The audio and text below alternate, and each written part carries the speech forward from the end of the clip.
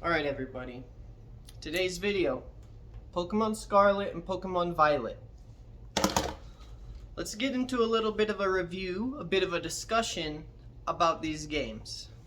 So what I first want to start off with for these two games are the cons to me about this game. For me, these games have a few downsides. First of all, price. All of the Nintendo games that are like for Nintendo Switch always are $60, and that's just normal nowadays. You know, games are $60, $70. It's so expensive though. So for me, that's the first downside, first con.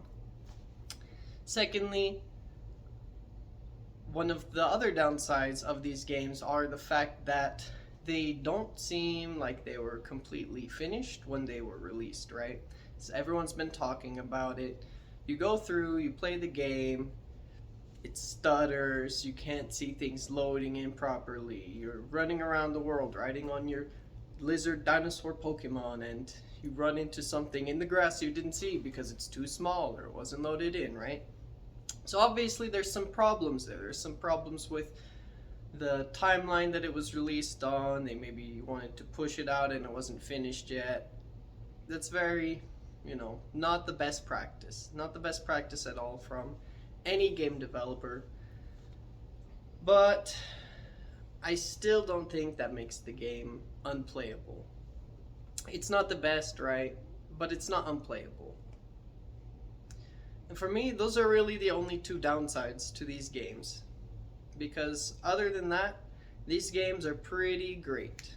If you're a fan of Pokemon, if you want to be able to play games with your friends on Nintendo Switch, these games are awesome for that, right?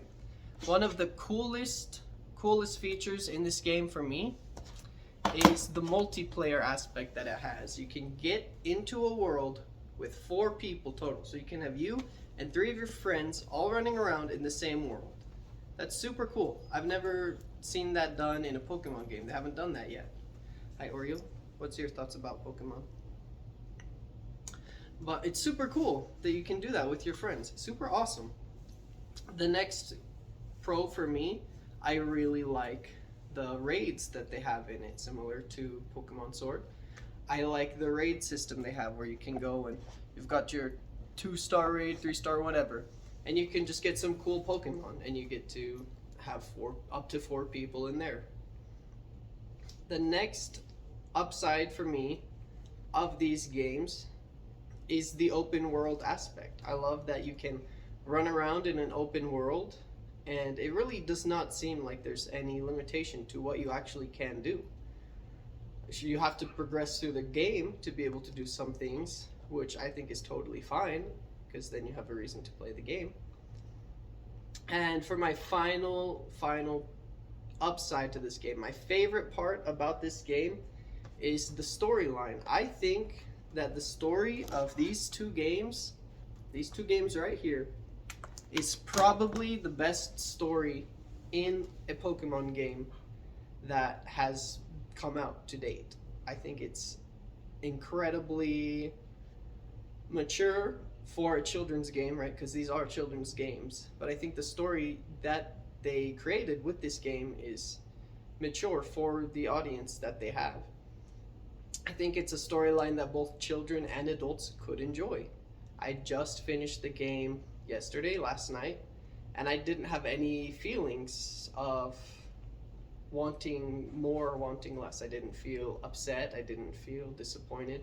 I think the story was the strongest part about this game, and probably it's the reason that anyone should be playing this game at all, because the Pokemon formula for their games, the battle system, catching them, everything like that, it hasn't changed in almost 30 years. I don't know how long it's been since the first Pokemon games came out, but close to 30 years I think. And the formula for catching, fighting, all that, it's stayed the same.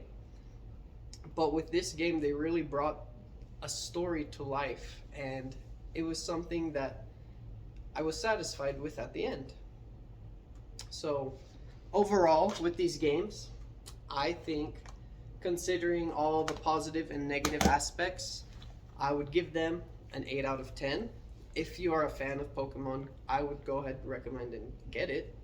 You know, if you have any issues with any of the things that might not be fixed yet, like the stuttering frames, the laggy gameplay, you know, laggy, because it's not unplayable, but it's there at times, then go just wait for them to get fixed. But if you don't have a problem with that and you just want to play the new Pokemon game, you want to enjoy a good story and you want to be able to play with friends, go ahead and get it.